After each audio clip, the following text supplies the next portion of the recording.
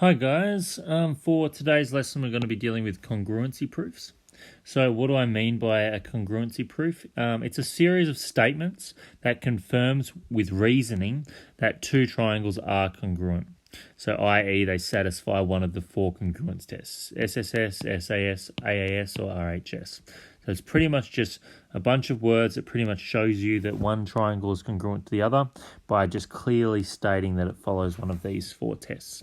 And it's wanting to show with reasoning that it follows these four tests. So let's do an example.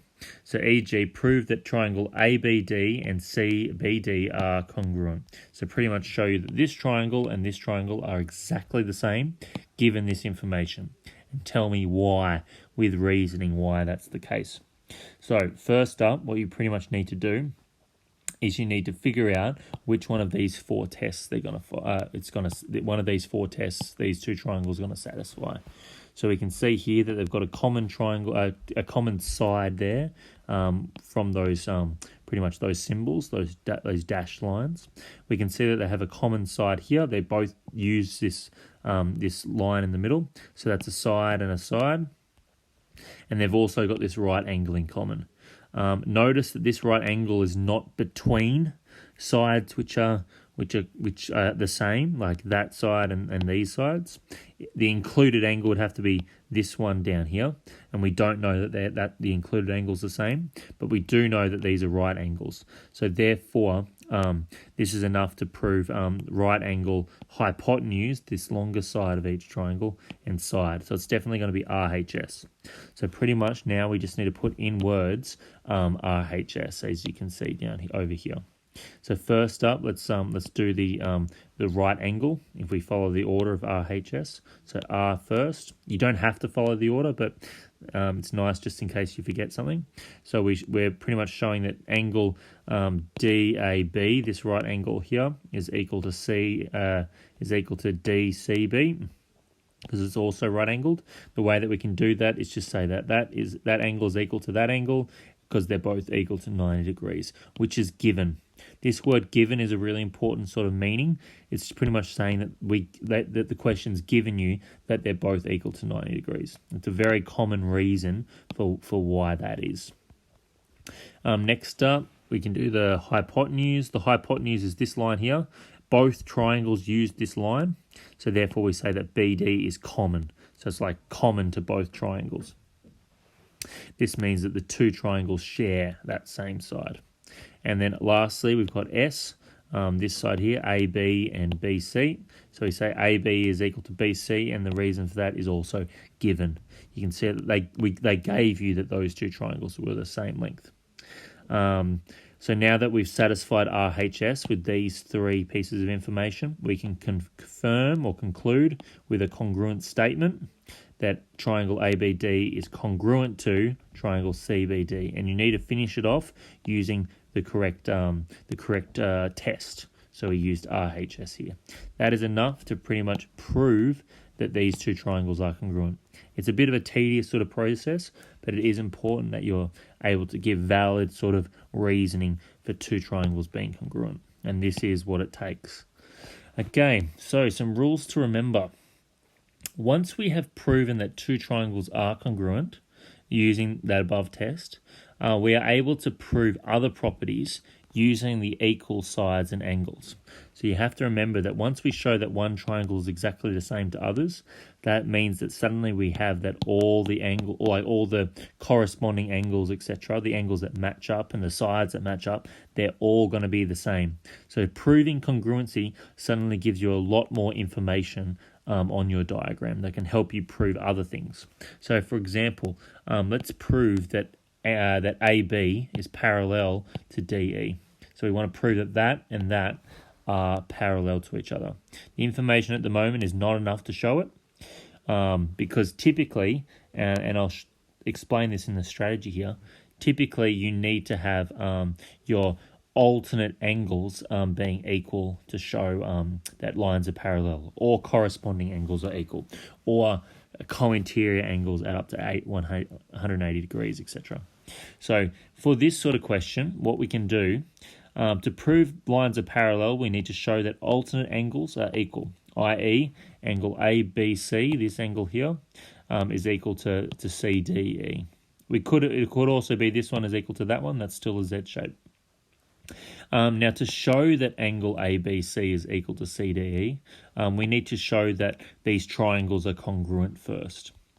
Okay, so let's do that. So step one, we need to do the congruency proof for these two triangles. So first up, I can see that that's given that that's the same, so that's a side. That's given that that's the same, so that's another side. And these two angles are vertically opposite. So there's your three sort of pairs there that we can use to prove the triangles are congruent. Notice the angles are the included angles, so therefore we're going to be using SAS. So we've got AC is equal to CE given. Next up, angle ACB is equal to DCE because they were the vertically opposite ones. And lastly, BC is equal to CD, again given, and that's enough to satisfy the SAS test. So now that we know that these two triangles are exactly the same, we can conclude that that angle there is equal to that angle there because they're the matching angles. If you like that, they're the matching angles in these triangles because you could pretty much swing, because the reason that they're matching is because you could pretty much swing this triangle around and they'd match like that, if that makes sense. So we know that that angle there matches with this one. And so because that's the case, because that angle's the same, and they also make this Z shape, you got to remember that that's only the case if these lines are parallel. So therefore, because these two angles are equal, this reasoning here is really important. Why are these two angles equal? It's because they are corresponding angles. Corresponding is like the word matching. I'll put that in right here. They're the matching angles. Matching, ING. And so therefore, because they're the matching angles in congruent triangles, that means they have to be equal. Make sure you give reasoning for this, even though it may seem obvious. And because these angles are equal, therefore AB is parallel to DE. Because they are alternate angles, they make a Z shape, and they are equal only in parallel lines. So that's enough to prove that they're parallel. Okay, let's do some harder examples. So prove that triangle ABD is isosceles. So we've got ABD. So this big triangle here, we need to show that that's an isosceles triangle. It definitely looks it, but we can't be sure yet. The strategy is to prove that that length there is equal to that length there by showing that these two triangles are in fact congruent. If they're congruent, that means all the sides are, like all matching sides are the same. Hence that's equal to that. Hence, because this big triangle's got two equal sides, it's going to be isosceles. So that's our strategy. So let's start off with the congruence proof, showing that this triangle is the same as that triangle. So first up, we've got that BC is common. It's on both triangles. That's a side.